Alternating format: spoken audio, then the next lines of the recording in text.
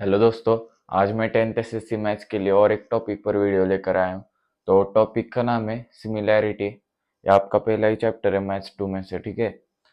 तो चैप्टर का नाम है सिमिलैरिटी, ठीक है।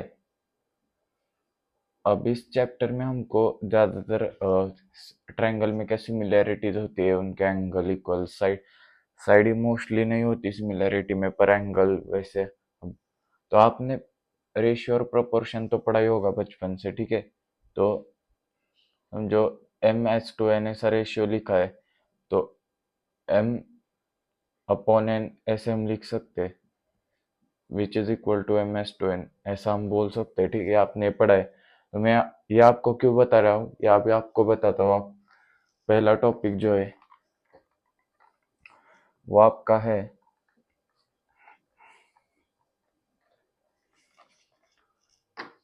आपका जो पहला टॉपिक है वो ratio of areas of triangle, ठीक है। रेशियो एरिया ऑफ ट्रायंगल्स, ठीक है, ये आपका पहला टॉपिक है। तो समझो मैंने दो ट्रायंगल्स लिए, एक ये और एक ये। इसका नाम है ए, बी और सी। इसका नाम है पी, क्यू, आर। इसकी ये हाइट है, ये परपेंडिकुलर ही हाइट है, और इसकी ये हाइट है ए डी, और इसकी पी एस, ये समझो हाइट है, ठीक है। अब हमें पूछा area of A B C और and area of P Q R. Area of, sorry इधर ट्रायंगल का साइन लगा देना, area of triangle P Q R का रेशियो क्या होगा, ठीक है। तो ये हमें पूछा। अगर हमें पूछा रेशियो, अब हमें पता है एरिया, ट्रायंगल का एरिया क्या होता है, अगर हाइट दी हो तो half into base into height, ठीक है। तो इस केस में देखो, इनका रेशियो निकालते हैं। ये जरा इरेज कर देता हूँ मैं, ठीक है।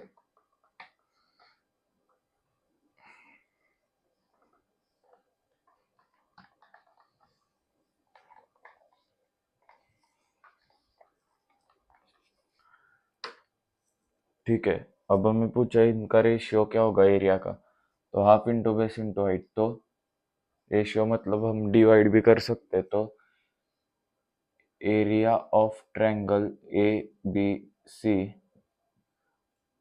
रेशियो में area of triangle P Q R, सामने दोनों का रेशियो निकालना है। अब हाफ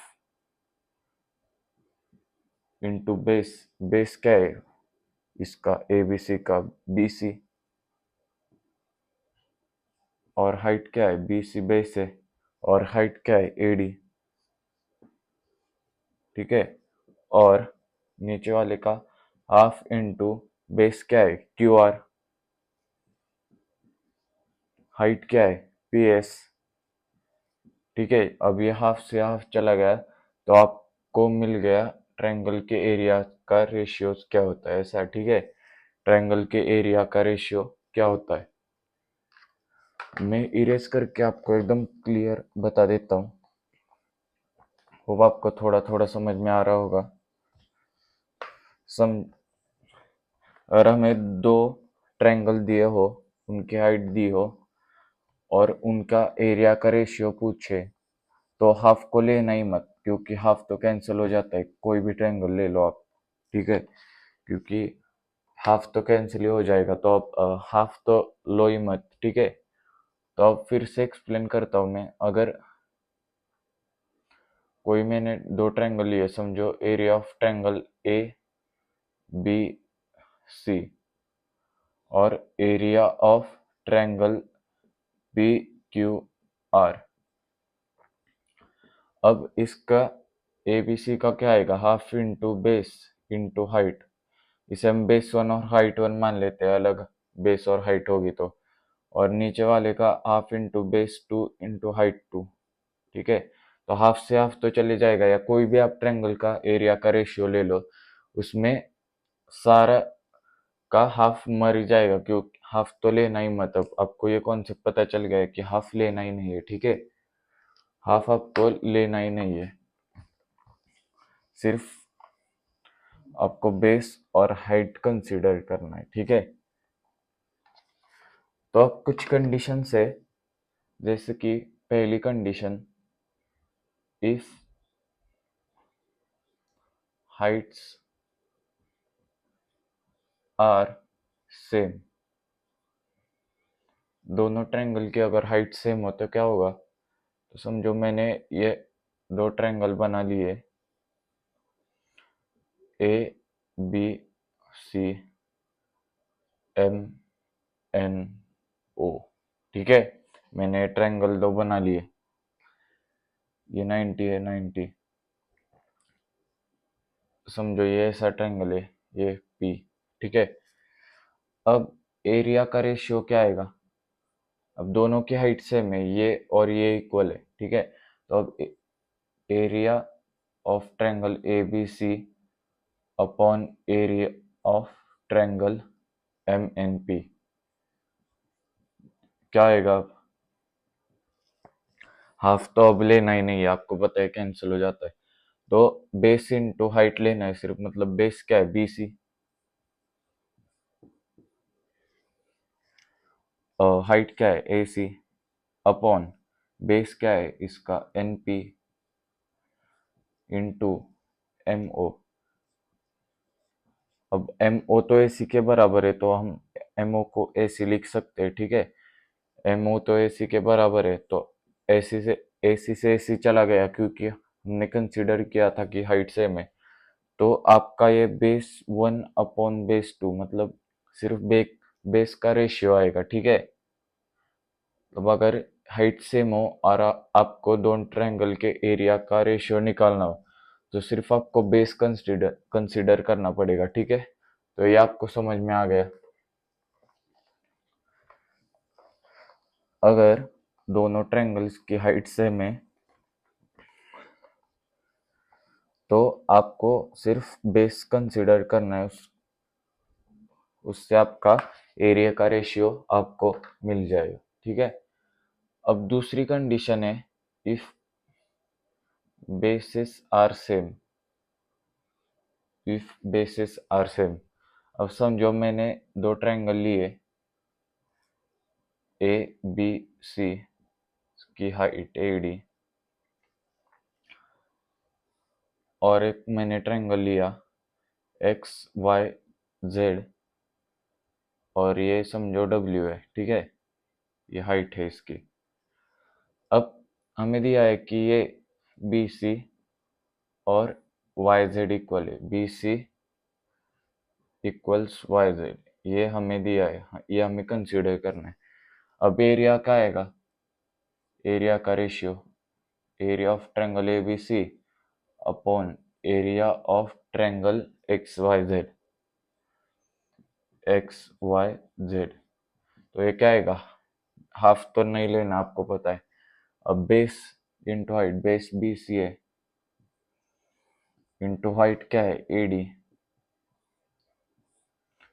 वाई जेड, उसे हम बी सी भी कह सकते हो क्योंकि सेम ही है, बेस सी के। ठीक है, और एक्स डब्ल्यू हाइट है, तो बी सी से बी सी चले जाएगा, हमारा A D upon x W, ये रेशियो आया एरिया का।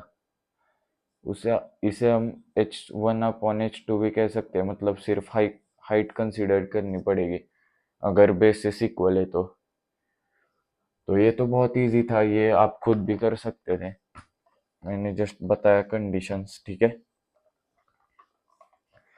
तो मैंने बोला कि अगर दो ट्रायंगल के एरिया का आपको रेशियो निकालना है, तो आप निकाल सकते हो half into base into height से, हाइट दी हो तो। मोस्टली हाइट दी होती है आपके सिलेबस में। ठीक है, तो आपका हाफ तो लेना ही नहीं है, क्योंकि वो कोई भी ले लो आप चले जाएगा, वो कैंसिल हो जाएगा। सिर्फ आपको बेस और हाइट कंसीडर करनी है, और हाइट इक्वल हो तो सिर्फ बेस का लेना है, बेस कंसीडर करना है, और बेस इक्वल हो तो हाइट कंसीडर करनी है, ठीक है। तो मैंने क्वेश्चन लिया, समझो ये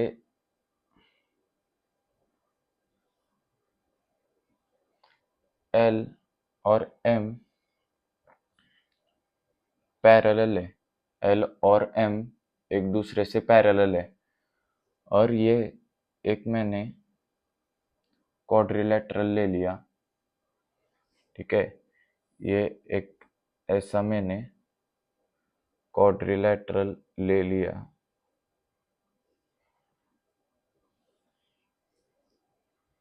ठीक है। ये क्वाड्रिलेटरल मैंने ले लिया, ये इसके डायगोनल से, ठीक है। ये इसकी हाइट है इस ट्रायंगल की, ठीक है। ये एडी है, ये बीसी है। अब अगर ये पैरेलल है तो एडी भी बीसी से पैरेलल ही होगा, एडी पैरेलल बीसी, ठीक है। ये क्योंकि ये दोनों पैरेलल है तो ये भी पैरेलल होगा। अब ये एपी है, ये इसकी हाइट है, एपी एपी है, ये एबीसी की हाइट है। तो आपको बोला कि find area of triangle A B C upon area of triangle B C D, B C D आपको बोला, ठीक है। ये आपको बोला। अब समझो area of triangle A B C और area of triangle B C D हमको निकालना है, इनका रेशियो निकालना है एरियाज का। तो अब हमें पता है इसका बेस बी सी है, बी सी का इंटू हाइट क्या है ए पी। अब बी सी डी का बेस भी है बी सी, और हाइट ये इसकी ए पी होगी तो इसकी भी ये हाइट होगी परपेंडिकुलर, इसकी परपेंडिकुलर हाइट होगी। इसमें कोई इसकी हाइट नहीं दिख रही तो ये परपेंडिकुलर इसकी हाइट होगी। और ये पैरेलल लाइन का डिस्टेंस बराबर ही होता है कहीं भी, क्योंकि सेम ही डिस्टेंस होता है हर जगह, क्योंकि ये कभी मीट नहीं करती, और जैसे प्लेन एकदम पैरेलल होती है तो सेम ही डिस्टेंस रहेगा, तो ये ए पी इक्वल सी रहेगा, ठीक है। तो ये इसकी हाइट रहेगी, तो मतलब इसकी हाइट भी B C D, triangle B C D की हाइट भी ए पी आएगी, क्योंकि ये अगर परपेंडिकुलर है और हमने ये निकाला तो सेम ही होगा, क्योंकि पैरेलल लाइन से तो डिस्टेंस सेम होगा। आई होप आपको ये समझ में आ रहा होगा, ठीक है। तो ये सेम हुआ तो ये कट जाएगा, तो इनका रेशियो क्या आया 1/1, इसे हम लिखते हैं 1:1, तो आपका रेशियो आया 1:1, ठीक है। आई होप आपको समझ में आ रहा होगा। मैंने क्या किया, ये पैरेलल लाइन से एल और M, A B A D और बी सी भी पैरेलल हो जाएंगे। तो हमें पूछा ए बी सी और ट्रायंगल बी सी डी का एरिया का रेशियो निकालो। तो बी सी इसका बेस है, इसका भी बी सी बेस है। अब ये ए पी इसकी हाइट है, और इसकी हाइट कैसे ए पी हुई, हमने परपेंडिकुलर निकाला जो बी सी डी की हाइट होगी, ठीक है। ये परपेंडिकुलर सीधी हाइट होती है, ठीक है। ये बी सी डी की हाइट होगी। तो अब ये तो पैरेलल लाइन से मतलब इधर सेमी डिस्टेंस होगा, मतलब ए पी इक्वल सी ए होगा, ये परपेंडिकुलर, ठीक है। से चल मैं डीएम नाम दे देता हूँ, ठीक है। तो ए पी इक्वल्स डीएम होगा, इस वजह से इसकी हाइट भी ए पी, मतलब 1:1 का आपका रेशियो है, ठीक है। तो होप आपको ये समझ में आ गया होगा। तो मैं आपको एक क्वेश्चन देता हूँ कि समझो एक ऐसा ट्रायंगल है, ठीक है, और इधर भी एक ट्रायंगल निकाला, ये इसकी हाइट है, ये समझो M N O P L Q ऐसा हमें दिया है। ये इसकी हाइट होगी, ये परपेंडिकुलर है, ये भी परपेंडिकुलर, ठीक है। अब हमें बोला है कि एमपी है 4 सेंटीमीटर, ठीक है। एल क्यू दिया है हमें, एल क्यू दिया है हमें 6 सेंटीमीटर, ठीक है। और हमें ये इसका एन ओ हमें दिया है 5 सेंटीमीटर, और ये एन क्यू जो दिया है वो दिया है 8 सेंटीमीटर, ठीक है। 8 सेंटीमीटर। तो आपको बताना है कि area of triangle M N O और area of triangle L N Q के एरिया का रेशियो क्या होगा, ठीक है। ये आपको बताना है। ये 8 है, 8 सेंटीमीटर, ठीक है। तो ये आपको बताना है। तो आज के लिए इतना ही। अगले वीडियो में सिमिलर बीपीटी लाऊंगा, मतलब basic proportionality theorem. Thank you.